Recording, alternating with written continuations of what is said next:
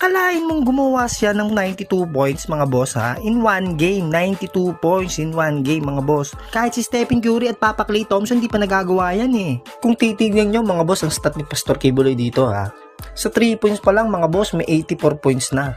Wala na, sa 84 points pa lang tapos na laban eh. Mukhang hindi talaga nagmiminti sa 3 points eh no. Walang sablay eh, parang may alulod ang bola eh no. 4 out of 4 siya sa 2 points mga boss eh no.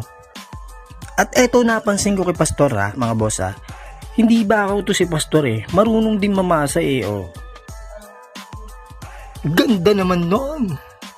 What a miracle pass by Pastor Kibuloy. Sa buong game may 8 assist siya mga boss eh. Kaya lang bigla akong may napansin eh. Pati yung assist niya may points eh. But anyway mga boss ha, sa 3 points talaga nakikita kong specialties nito ni Pastor eh. Kahit may bantay hindi natatakot tumira eh oh. Tignan nyo naman mga boss yung mga tira niyang yan eh no. No hesitation talaga eh no.